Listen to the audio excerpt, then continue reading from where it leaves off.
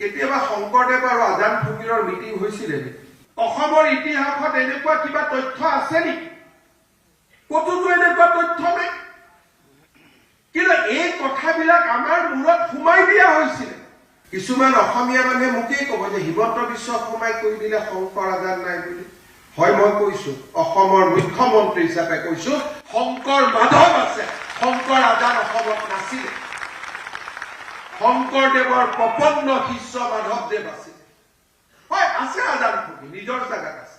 শংকৰ আৰু আজানক সংলগ্ন কৰি আমাৰ যুঁজখন দুৰ্বল কৰিব নালাগে।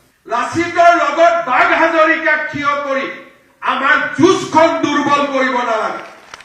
কোনোবা যদি বাঘ হাজৰিকা আছিলে তেওঁ নিজৰ জাগাত থাকক, কিন্তু আমি লাচিতক চাব বিচাৰো যে মোগলক পৰাজিত কৰা এজন বিশ্ব বিজয়ী ব্যক্তি হিচাপে, বীৰ হিচাপে। বাঘ হাজৰিকাই তেওঁৰ শৌৰ্য আৰু বীৰ্যৰ পৰা 10% কাঢ়ি লৈ যাব নালাগে। কি বুজোৱা হৈছে যে মোগলক লাচিতে পৰাজিত কৰা নাছিল, বাঘ হাজৰিকাৰ বুদ্ধিতহে লাচিতে মোগলক পৰাজিত কৰিলে। ক'ৰ পৰা আহিলে এইটো তথ্য? কোনে দিলে এইটো তথ্য? কোনখন বুৰঞ্জীৰ পৰা? তেনেকুৱা ধাৰণা কোনে সৃষ্টি কৰিছে? যিয়ে সভ্যতাৰ যুঁজত আমাক দুৰ্বল কৰিব।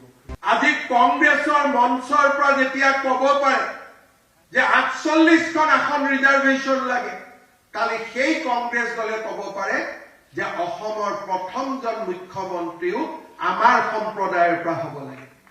বাধা ক'ত কোৱা? তেওঁলোকে যদি আসন জিকিব পাৰে, কোৱাতটো কোনো অসুবিধা নাই। আৰু চাওঁতে চাওঁতে সাদুল্লাৰ পৰা কাঢ়ি অনা চকীখন আকৌ সাদুল্লালৈ গতি কৰিব।